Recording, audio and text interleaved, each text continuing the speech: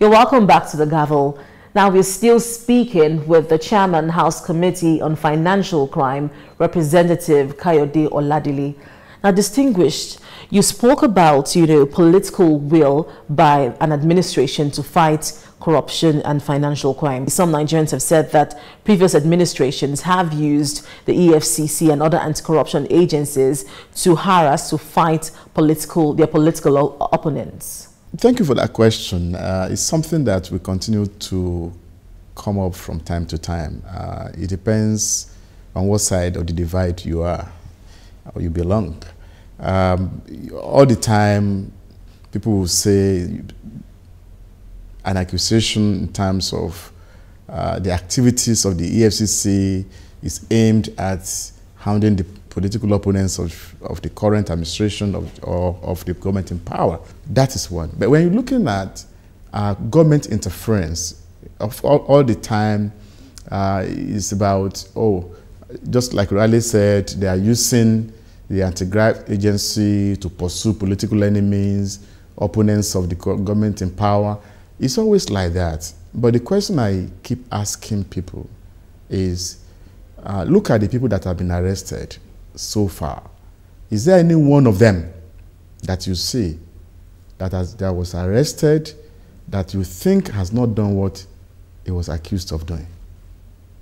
Then we can be talking about using the agency to harass political opponents.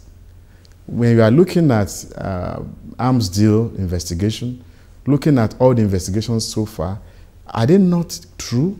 Are they not bringing out issues that border on corruption? But we have a serving minister who has been accused of corruption, and the EFCC doesn't appear to be investigating him. So some have said that this war on corruption might actually be selective. I don't agree with you. The fact that a matter has not been brought up to the limelight for people to see does not mean that investigation is not going on. It's people want the EFCC or anti-graft agencies to be making show. When you arrest somebody, you make a show of it. Sometimes investigation is going on, and most of the time, investigation goes on unannounced. I'm not holding brief for the EFCC, but I know that a lot of these things that we are talking about are being investigated very, very clandestine, very, very secretly. And by the time they discover that the people involved have cases to answer, they'll be arrested and prosecuted accordingly. Now, over time, there's been calls, in some quarters and by some Nigerians of a need to have special courts to try corruption cases. Do you agree with this call? Some years back, a couple of years back, to be precise, I also wrote an article on this matter and suggested that maybe one of the ways to expedite anti-corruption cases or corruption cases is to have special courts established. And I still hold on to that, except that there are some modifications. First, we have a new criminal justice system, a new criminal justice act, Administration of Criminal Justice Act, that also prescribes that cases must be heard expeditiously. Number two, this same act says that forbids interlocutory appeals, which is also contained in Section 40 of the EFCC Act.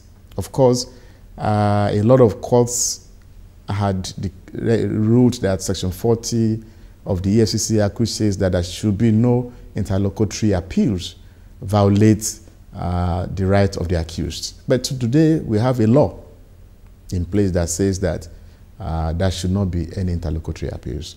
The modification I'm talking about here is that if you want to have a special court, you may have to look at the Constitution, because courts are a creation of the Constitution. If the special court is going to be a court of record away from the high court that we currently have, then that might lead to the amendment of the Constitution. But within the high court system itself, we can have a division within the High Court that is designated to hear anti-corruption or terrorism cases. That the only thing they do is to hear that, not to hear any other cases. That way, we will have anti-corruption division or anti-corruption and anti-terrorism division. That will not implicate the Constitution. It will not take us to the process of amending the Constitution to insert a new court system.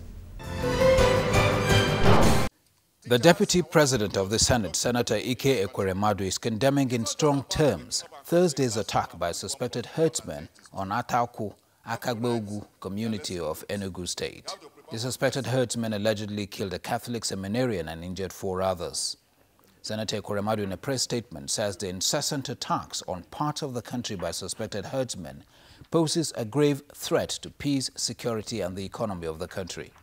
Meanwhile, as part of activities to mark the 2016 World Humanitarian Day, the Senate President, Dr. Bukola Saraki, has sent a technical team to Maiduguri, Borno State, in the interviews with domestic and international stakeholders working in the IDP camps in the greater Maiduguri area. The purpose of the visit is to collect information about the emergency relief, recovery, and rehabilitation efforts in Borno State. Now, this is where we draw the curtains on this week's edition of The Gavel. If you have any opinions on any of the issues discussed, please email us on thegavel@channelstv.com. Thank you for staying with us and see you again next week.